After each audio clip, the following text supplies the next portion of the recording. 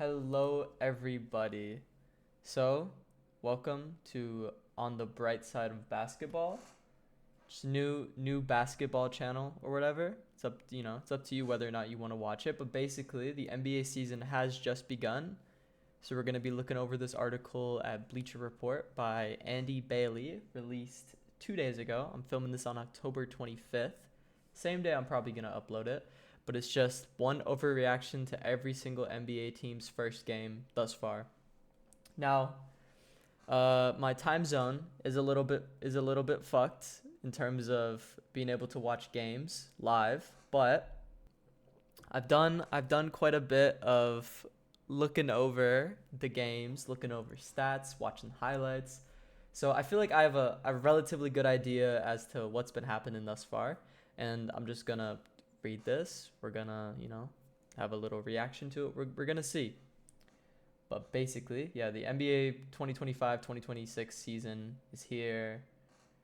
Uh, okay, so they're gonna overreact to every first game. So for Atlanta Hawks, they put defense isn't good enough. Now, I know that obviously they have not the best defense in the world, but it's it's like, especially, yeah, like it's saying here with the with Nikhil Alexander Walker, with Kristaps Porzingis. You would think that it would have helped them a bit more in the season, but yeah, with the Toronto Raptors game, they gave up 138 points, which is a lot of points, especially to give up to the Toronto Raptors, who are kind of just, you know, they're kind of just throwing everything at the wall, and it's not the most organized of an offense, but the Atlanta Hawks still weren't able to rally and weren't able to stop them. I think obviously, because like I said, this was 2 days ago.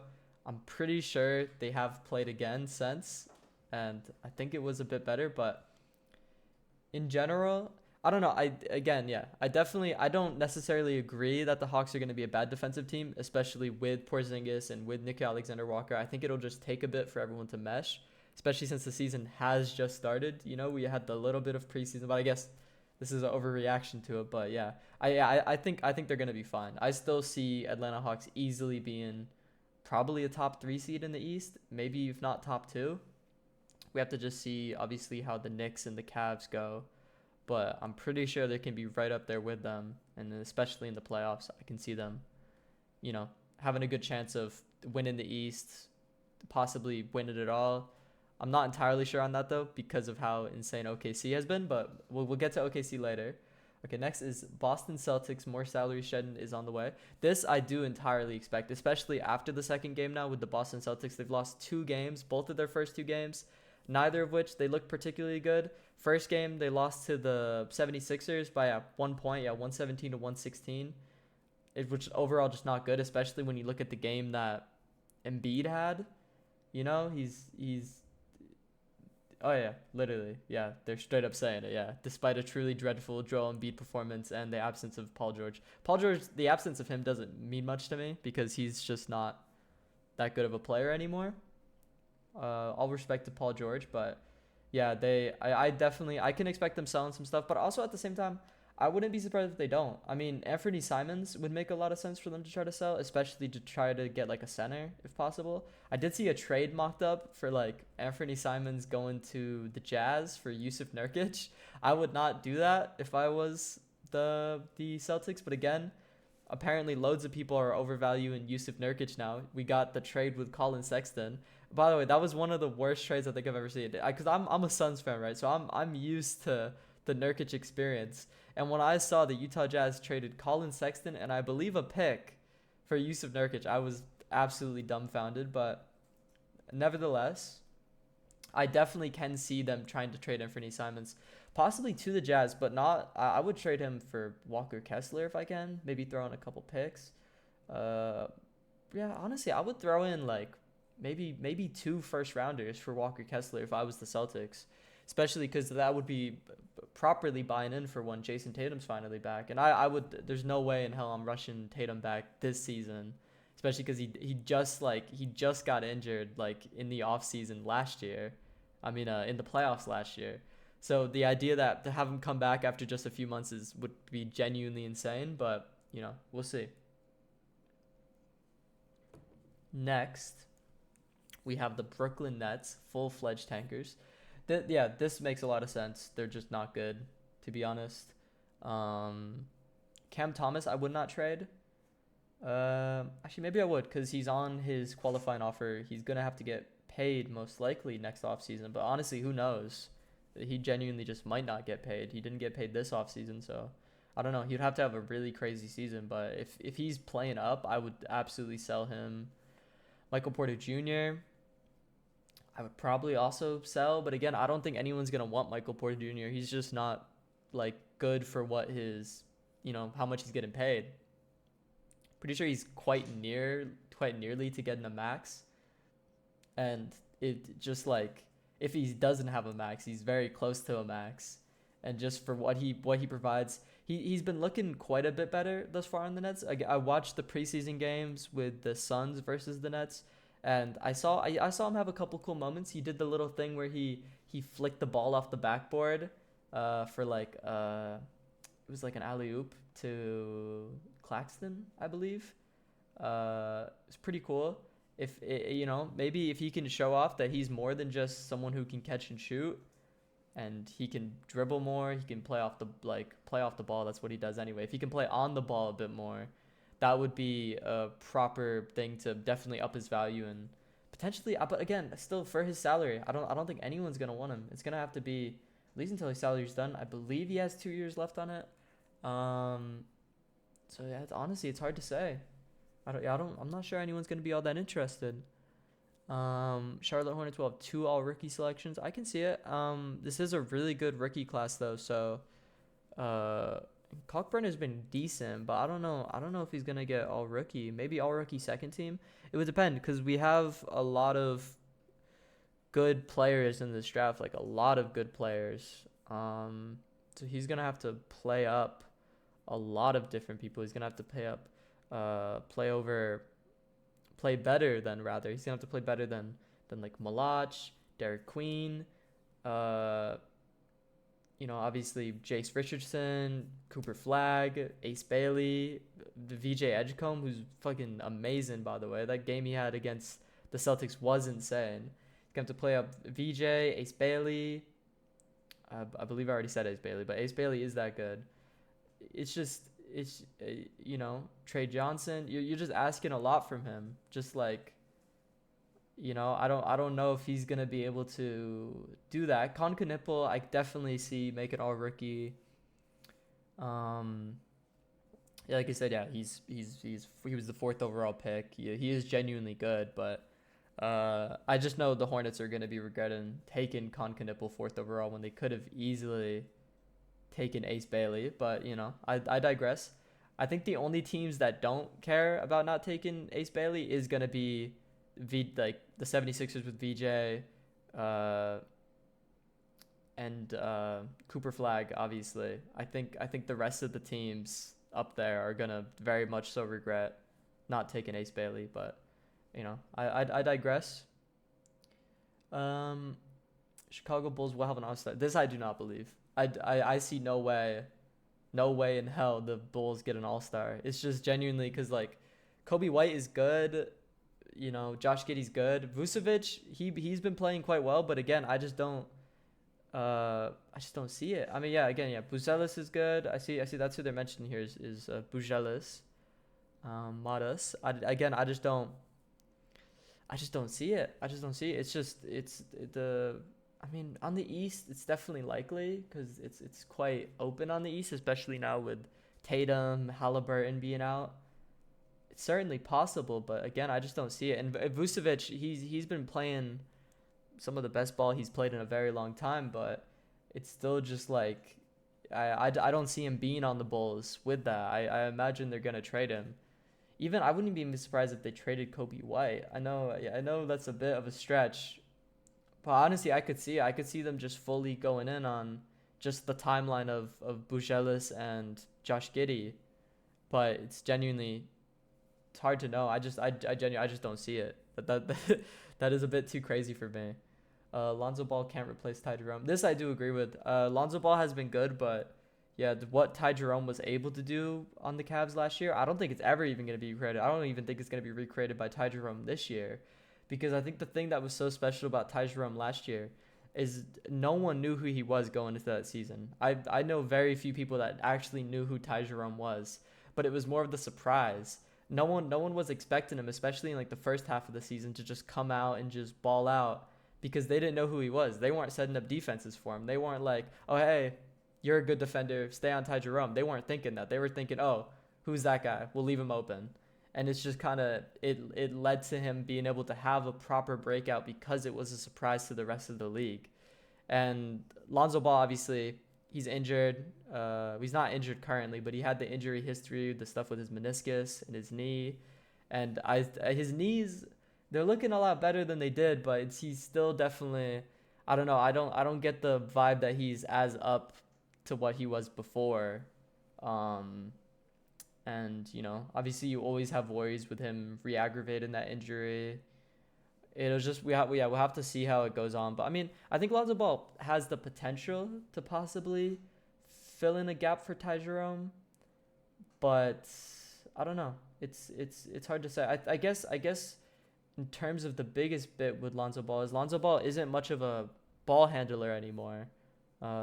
Pretty ironic because his name, but yeah, he's not much of a ball handler anymore because he's kind of lost the step with his speed and especially with his dribbling, to where I don't think he can work as a point guard, and that's what Ty Jerome did a lot for them, especially when Darius Garland was out. Ty Jerome was able to step up and kind of fill in that PG role to an extent, and he knew how to play make and he knew how to facilitate, mostly by using his own speed and everything in order to get other guys open and pass out to them.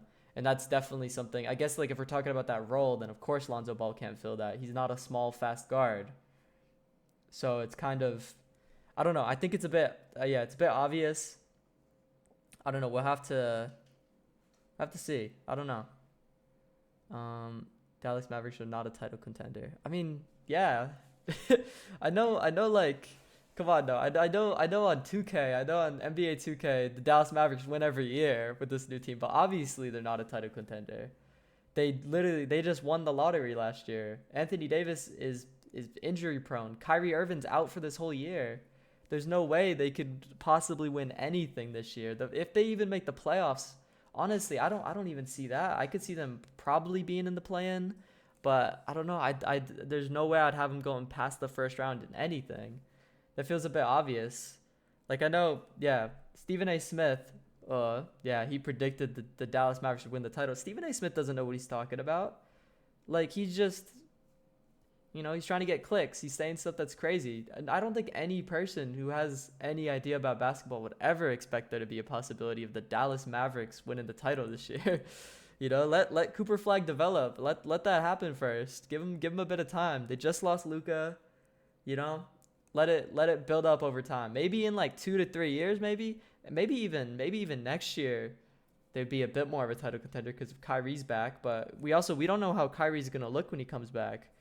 Especially with those major injuries, and since he's a bit older, if he loses a step with his speed, most of his game's gone. Obviously he'll still have the technical ability, I would hope, but one of the best parts about his dribbling is the speed at which he's able to do it with his footwork. So it's just genuinely, if he loses a step with that, then obviously it would go down quite heavily. But this year, especially with Kyrie being out, who knows what's gonna happen with AD? Who knows how Cooper Flag's gonna develop? It's hard to say. It's really hard to say. Denver Nuggets, Aaron Gordon is an all-star. I mean, maybe.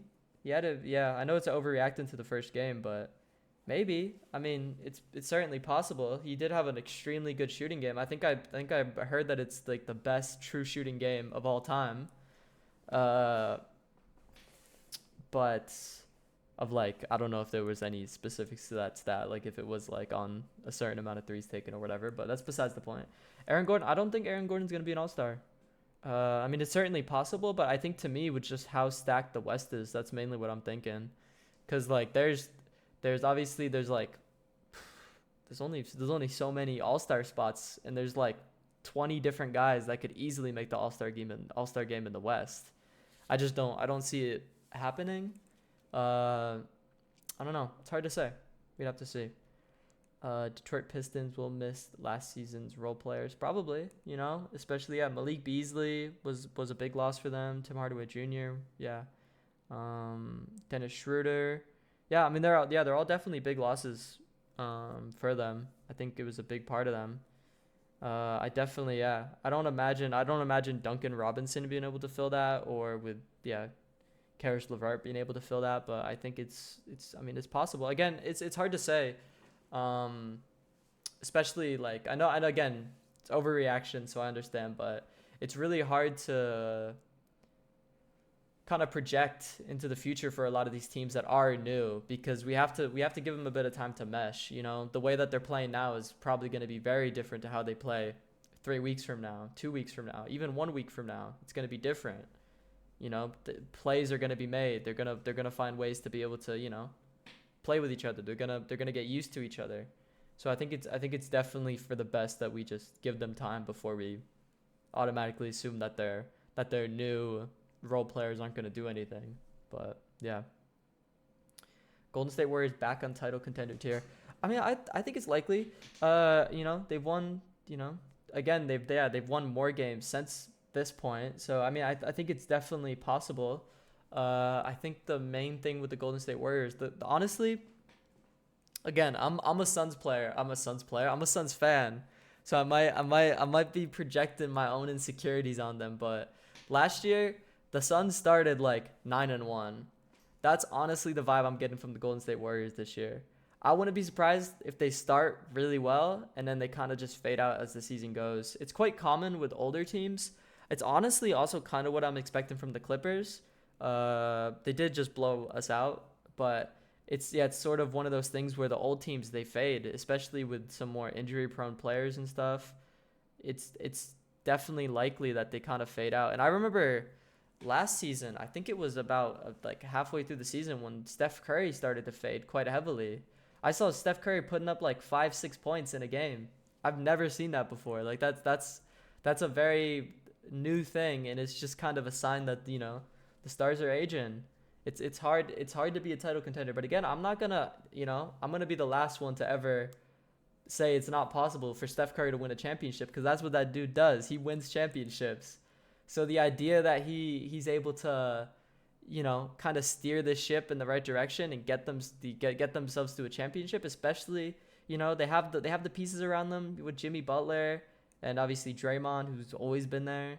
Buddy Hield's been playing well, but again, it's just one of the big problems I have with Buddy Hield is he is very streaky. He'll go for a few games where he's playing outrageously, he's hitting all the threes, and then he'll have a couple games where he just doesn't hit anything. And it's kind of, say it's a game when Steph Curry's starting to fade a little bit, Jimmy Butler's starting to fade a little bit, and suddenly Buddy Hield, being streaky, just can't hit a fish out of a boat.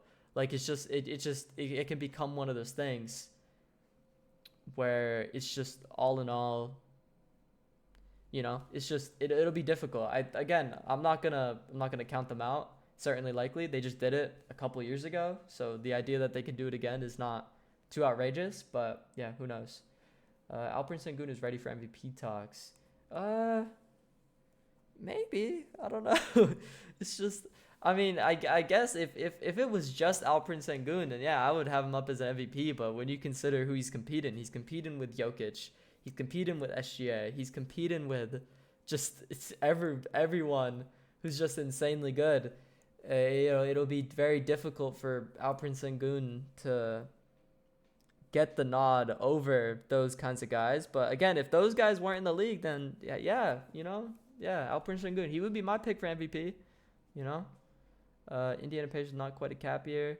Yeah, I mean, I think this is a bit obvious. The Pacers, they've always been a team led team, if that makes sense. They don't just have obviously Tyrese Halliburton did so much for them, but they played like a team. The team played together.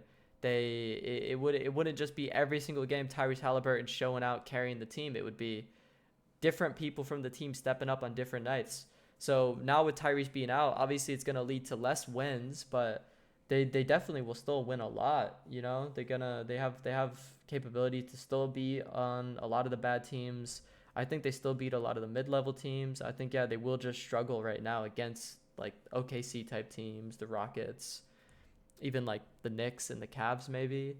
But I could definitely see them, you know, making it out maybe to like the second round, maybe the third round of the playoffs. It would just be, you know, we have to see. Los Angeles Clippers are too old. Yeah, this I agree with.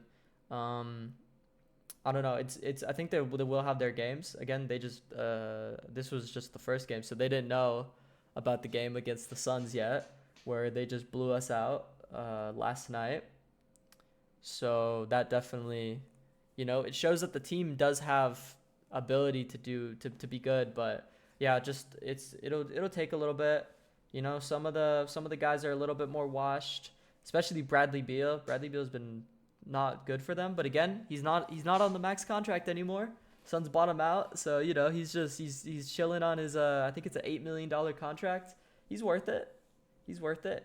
Or no, 8 million. That might be the Aiton contract I'm thinking of. It might be 13 million, something like that. He has a he has a relatively small contract. But if he's gonna only be putting up 5 points a game, then it's hard to say that he's even worth that.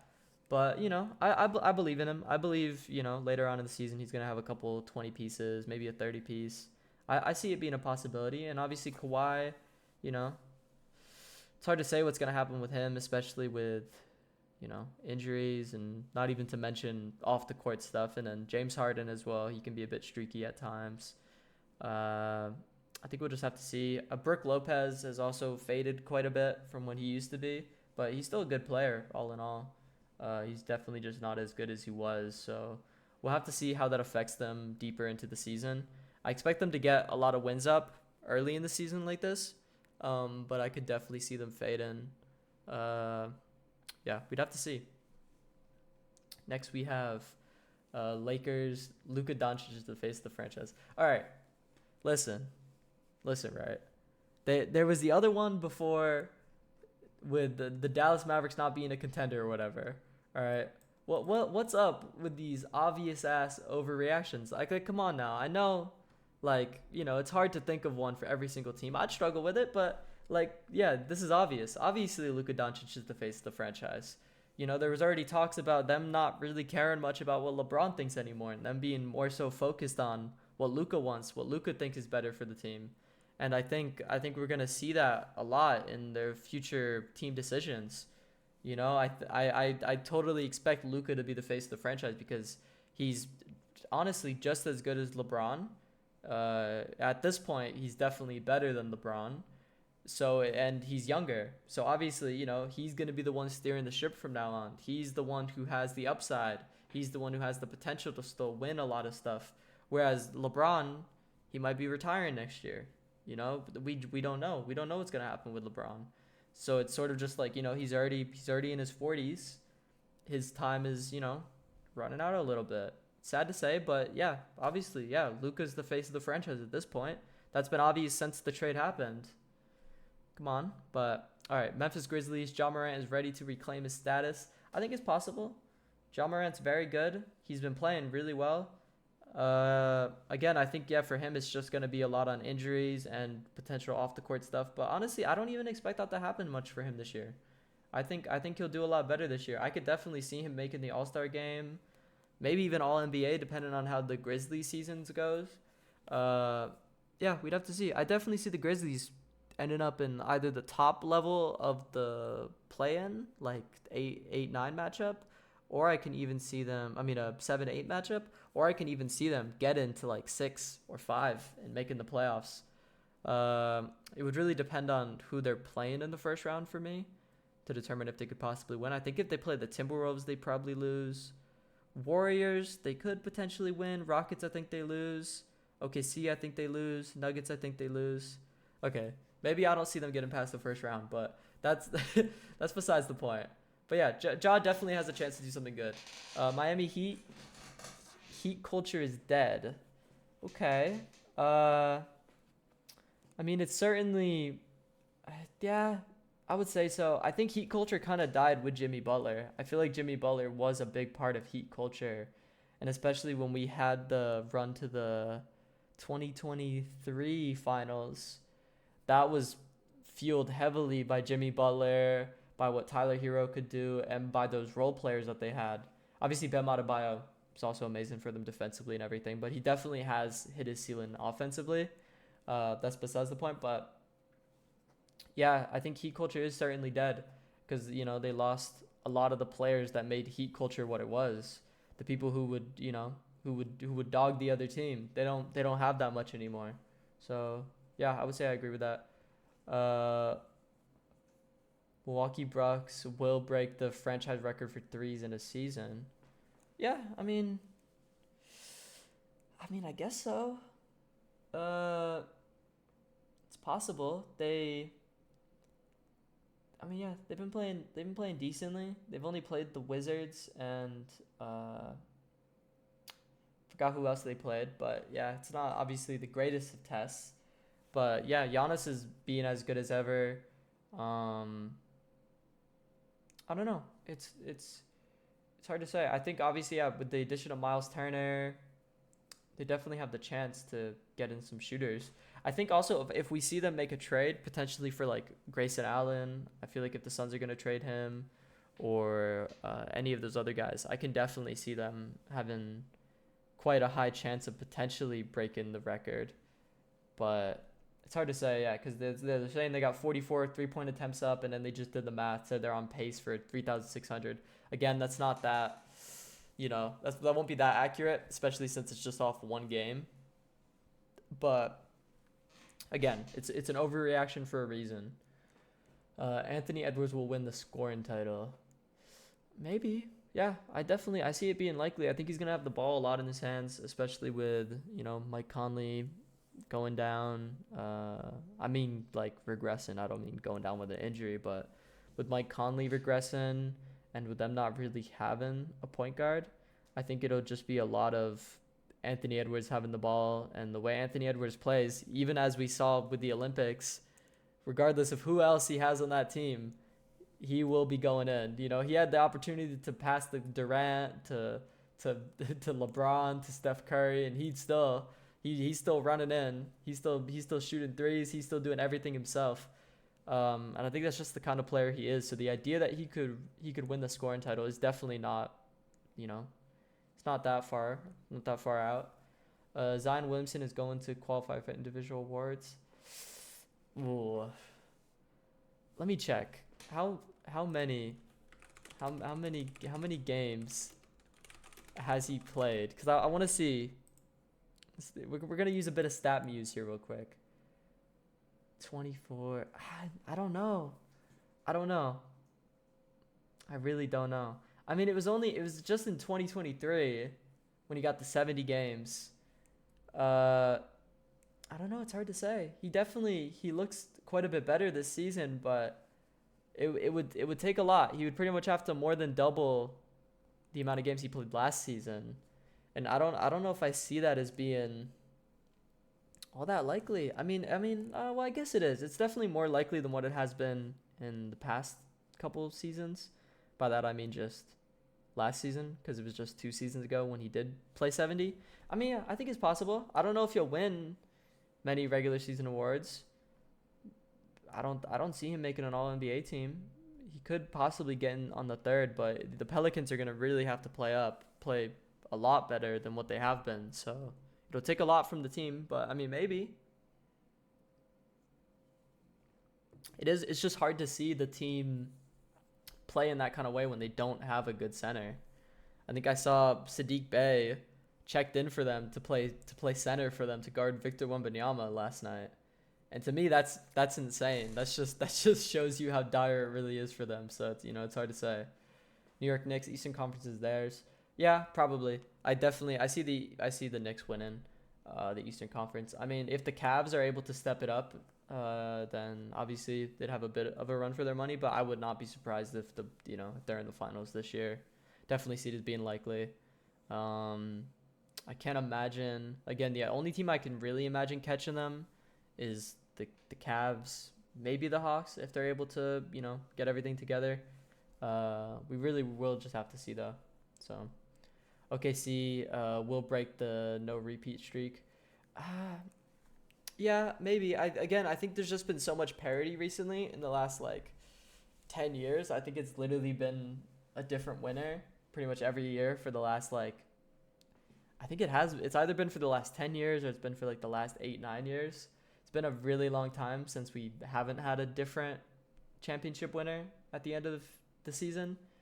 It'd be really hard to say. I definitely see it as being possible, especially with the way OKC's been playing. I saw I saw SGA got 40 free throws in the first 2 games of the season, which is insane, averaging 20 free throws a game. I won't be the one to call him a free throw merchant, but I'm not saying I disagree with that assessment, but I think yeah, and also the way that OKC is able to play defense, they're able to smother. I think there's a lot to the team that makes them really great. So the idea that they could break it, it's definitely not that insane. I think the thing is for me though that really makes me think that they won't is I feel like I don't know how to explain this, but the Pacers really humanized them last playoffs. Because the Pacers easily could have won if Tyrese Halliburton didn't get injured. That one instance is like it very well could be one of the main reasons that the OKC won the championship. And for it to just be one thing, obviously it's one major injury between OKC being champions versus not being champions. It makes me think that they're I don't know.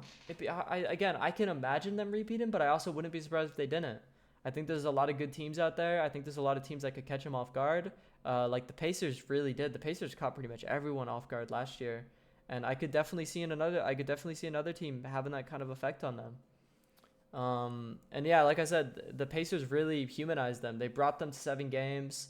In the seventh game, the Pacers were I don't remember if they were up, but they were playing extremely well before Halliburton got injured.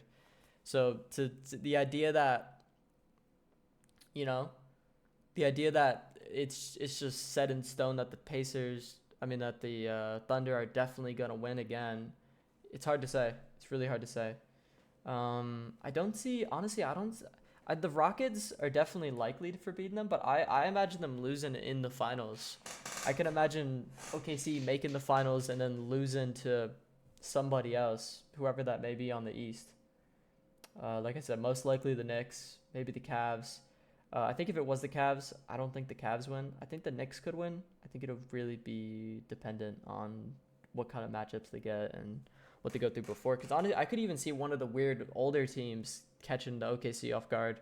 Like, might be kind of crazy based on what I was saying before, but I could see the Clippers beating the OKC in the playoffs. You know, I wouldn't bet on it. I wouldn't even like 90% of me would not expect it to happen, but there's a little 10% out there that I can imagine the Clippers winning. I can imagine a lot of those weird teams. Like, I mean, the Rockets, I think they have closer to like a 30, maybe 40% chance of winning. But I honestly I don't see it as being that set in stone. So, you know. Oh yeah, right here, which dates all the way back to 2018. That was the last time we had repeat champs. So it's been 7 years. We're going into the 8th year technically, but yeah, it's crazy. Desmond Bain and Tristan Da Silva can fix the offense. Uh, okay, hot take. I have little. I was gonna say little to no expectation. I have expectations for the Magic, but I don't expect the Magic to be crazy good. Not in the playoffs.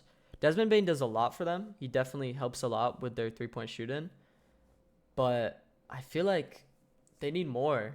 They definitely need more because they have their two star players are almost entirely non-shooters with Franz Wagner and Paulo Banchero. And they have a lot of just non-shooters on the team with Wendell Carter, Anthony Black. They have just a lot of people that just can't hit threes. So the idea that just one good 3-point shooter being on the team can save them is quite far-fetched to me. I think they will have to get someone else. Again, I think, if Grayson Allen's out there for him, I would take him. If they can possibly get Dylan Brooks, depending on what the Suns decide to do this year. I would definitely, if I was the Magic, I would be rushing to try to get one of them. Might be a bit hard with all the picks that they traded to the Grizzlies, but that's what I would be trying to do if I were them. This is Tyrese Maxey's team now. Yeah, I mean, yeah, I think again, this one's a bit obvious with the way Joel Embiid's been just, he's just out. It's either he's out with the injuries or whenever he's in the game, it feels like he's out because he just doesn't play like Joel Embiid anymore. Tyrese Maxey's probably, yeah, he's probably the best player on the team at this point.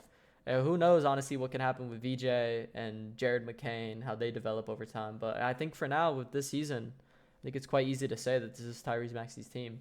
Unless Joel Embiid suddenly, next game he just goes crazy and puts up 80 points or whatever, then obviously I will be eating my words. But yeah, Joel Embiid definitely looks a bit cooked.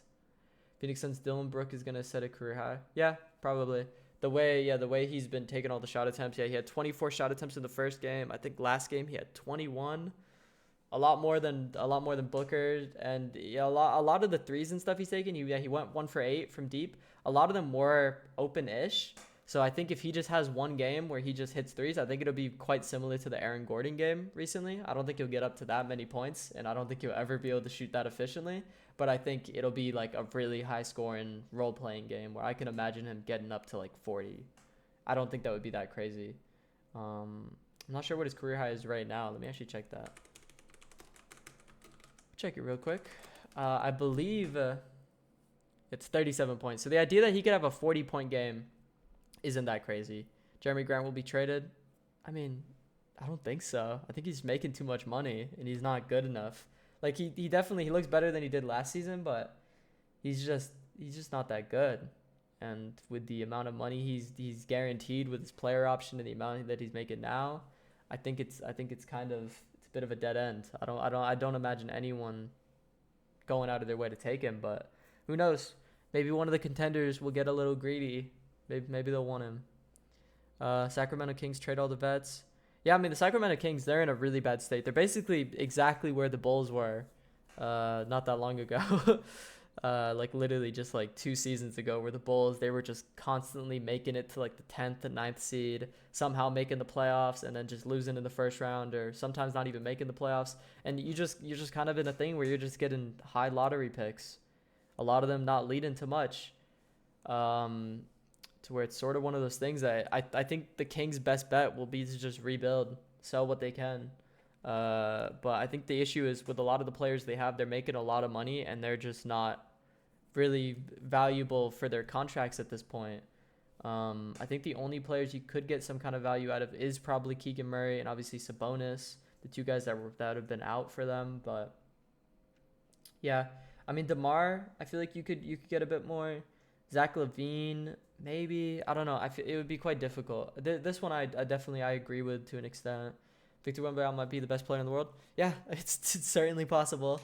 I think he put up 30-something points yesterday, and then obviously he had the absolutely insane game against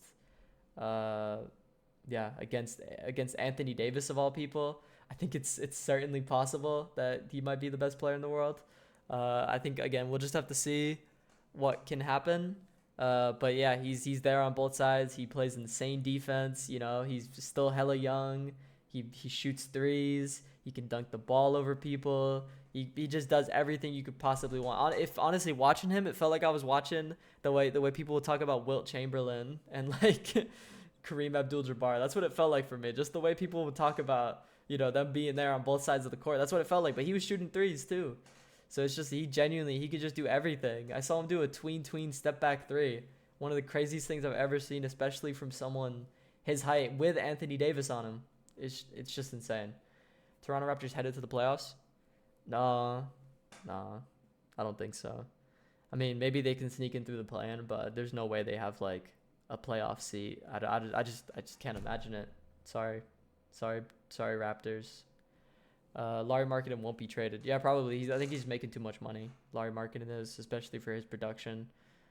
They definitely kind of shot themselves in the foot with the whole Larry Markkinen situation. But I mean, he's not a bad player. It's just his contract value. It's just It's not too far off from the Bradley Beal situation. At least he doesn't have a no trade clause though, so they can technically trade him. But again, I don't think anyone's gonna want him. Maybe they can offload him to like the 76ers for Paul George's contract, get a pick, possibly. Who knows? I think it would be very silly if the 76ers did that though, especially with the way that we're kind of very unsure about the future. We don't know what to expect. Maybe they can get another high draft pick this year, get AJ DeBonsa. Then I think the 76ers are in a way different spot. And also I think the Jazz would be in a way different spot, but it's hard to say, especially now they got Ace Bailey, everything. I think the team could actually be competitive-ish this year. I still don't really see them making the play-in. I guess it's possible. We have to just see what Ace Bailey's able to do, but yeah. Finally, last team, the Washington Wizards. Someone will trade for Chris Middleton. Yeah, it's possible. Let me check his contract. I think that'll be the biggest thing with Chris Middleton. If he has like a contract that goes for mad long and like he's just not worth much to the value, then I don't necessarily see it. But look, we got Spotrac right here. Oh, so he's on a player. Oh, so actually no, yeah, he's he's unrestricted free agent next year. He is making 33 million, which is quite a lot, but especially any of those teams that want to get some money off the books, I definitely see it as being likely. You know, maybe that's something that the Sacramento Kings decides to go into. Trade Sabonis over there. You know, they definitely there's a lot of likelihood there. There's something they can get out of that. But yeah, so you know, that's all the teams. We looked over all this. Let me know what you guys think in the comments below. Let me know what you guys agree with, what you don't agree with. But yeah, peace.